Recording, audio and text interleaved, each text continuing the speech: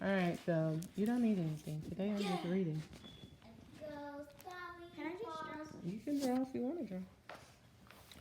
So Carlo is still working on math. He doesn't want to stop.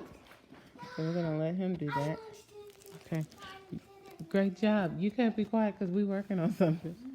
Okay, and so now I'm reading Pinocchio, and then I'm going to read some of Uncle Remus. We're going to talk about, um, y'all are going to do your, what is it called? Nature study. Nature study. And that'll be it. If you want to take your nature book outside and sit on the trampoline and do your work, that's up to you. Okay. Okay? No, you can't do that with the library books, son. Okay. Pinocchio is hanged. At this sight, the puppet's courage failed him, and he was on the verge of throwing himself on the ground and giving up. However, turning his eyes in every direction, he saw Carlo saw at some distance a small house as white as snow, standing out amidst the dark green of the trees. If only I had enough breath to reach that house, he said to himself, perhaps I'd be saved. Without delaying an instant, he ran for his life through the woods, the assassins close behind him. At last, after a desperate race of nearly 2 hours, he arrived quite breathless at the door of the house. Wow. He knocked, but no one answered. He knocked again, much louder, for he heard the sound of footsteps approaching and the heavy panting of his pursuers, the same silence as before. Seeing that it was useless to knock, he began in desperation to kick and pound the door with all his might. Suddenly the window opened and a beautiful child appeared. She had blue hair and a face as white as a waxen image. Her eyes were closed and her hands were crossed on her breast. Without moving her lips, she said in a voice that seemed to come from another world, in this house there is no one. They are all dead.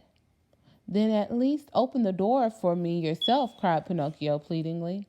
I'm dead too. Dead?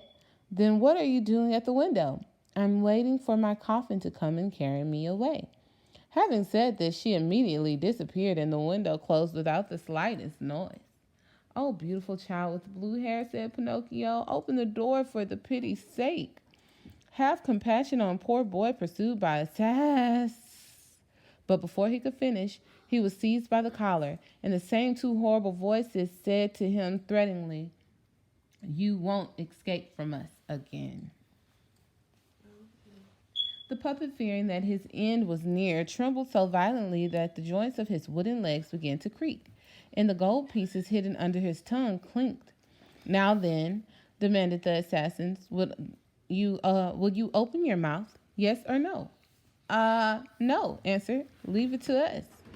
This time, we'll force you to open it. And drawing out two long, horrid knives as sharp as razors, slash, slash, they attempted to stab him twice. Oh, wait, what? They're trying to get the gold. Remember, he's got the gold up under his tongue. But the puppet, luckily for him, was made of very hard wood. The knife blades broke into 1,000 pieces, and the assassins were left with only the handles of their hands staring at each other. I see what we must do, said one of them. He must be hanged. Let's hang him. Hang him, repeated the other. Without wasting any time, they tied Pinocchio's arms behind him, slipped a noose around his neck, and hung him from the branch of a tree called the Big Oak. They then sat down on the ground and waited for the last struggle. But after 3 hours, the puppet's eyes were still open, his mouth closed, and he was kicking more than ever. Losing patience, the assassin said to Pinocchio, goodbye till tomorrow. Let's hope when we return, you will be polite enough to be found quiet, dead, and with your mouth wide open. And off they walked. In the meantime, a tempestuous northerly wind began to blow, and it beat the poor puppet from side to side, making him swing violently like the clapper of a bell ringing for a wedding. The swinging hurt him terribly, and the noose became still tighter around his throat, took away his breath.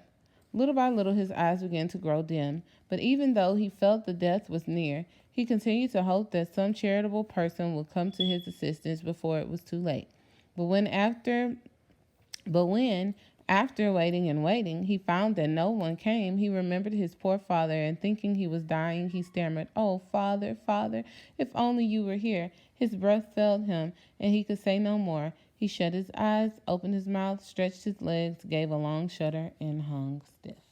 He died. So, and That is sad. that is very sad. All right, and so now I'm gonna go to the beautiful blue child with the Oh wait, he was knocked beautiful out child with cold.